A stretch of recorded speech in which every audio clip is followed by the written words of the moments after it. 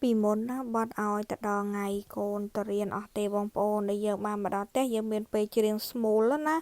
មកដល់ផ្ទះគឺយើងមានពេលច្រៀងស្មូលលេង TikTok អីចឹងហើយធ្វើការងារផ្ទះក៏ស្រួលដែរពួកគាត់អត់នៅផ្ទះគឺយើងមានពេលច្រើនសម្រាប់ធ្វើការងារផ្ទះយើងអត់បញ្ញាប់ដាំបាយដាំទឹកអីទេតែឥឡូវតាំងពីមានកូនតូចទី3មកបងប្អូនហើយបន់ឲ្យទៅដល់ថ្ងៃសៅរ៍ថ្ងៃអាទិត្យទេគឺបានមានពេលសម្រាប់ពេលដែលពួកគាត់ទៅរៀននាងខ្ញុំរវល់ច្រើនជាងដោយពេលពួកគាត់នៅផ្ទះគឺនាងខ្ញុំតនេស្រួលជាងគាត់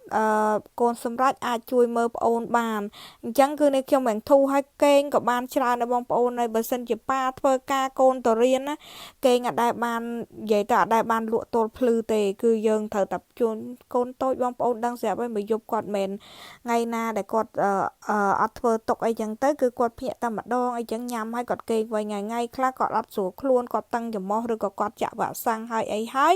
គឺគាត់ធ្វើទុកធ្វើអីទៅពេលខ្លះគឺមួយយប់គឺយើងអត់បានគេងទេហើយតែចិត្តភ្លឺឡើងត្រូវរៀបចំប្តីរៀបចំកូនទៅរៀនអីទៀតនិយាយពីថាអស់កម្លាំងហើយមកវិញយើងគិតថាអញ្ចឹងហើយមកវិញយើងបានគេងបងប្អូនគឺអត់បានគេងទេដោយសារតែមកវិញត្រូវរៀបចំធ្វើបាយធ្វើទុកឲ្យគាត់ហើយអឺត្រូវមើលកូនតូចផងហើយទៅទៀតត្រូវដល់ម៉ោងទៅយកកូនធំពីសាលាទៅតែដល់កូនគាត់អត់រៀនអញ្ចឹងគឺស្រួលថ្ងៃសៅរ៍ថ្ងៃអាទិត្យឡើងគឺស្រួលគាត់អត់រៀនអញ្ចឹងយើងបានគេងបានយូរអីចឹងទៅ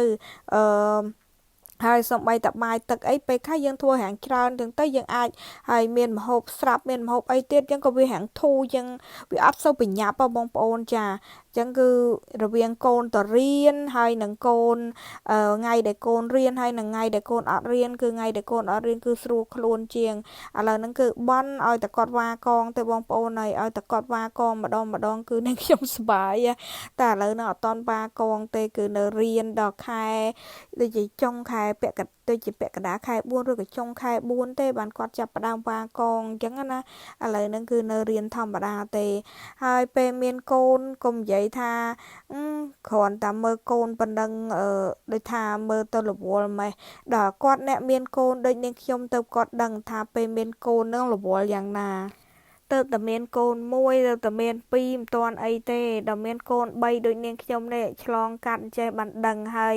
កូននៅស្រុកនេះដឹងស្រាប់ហើយមានតែប្តីប្រពន្ធនឹងឯងមានយាយតាអ៊ំពូមីងណាដែលជួយមើលថែគាត់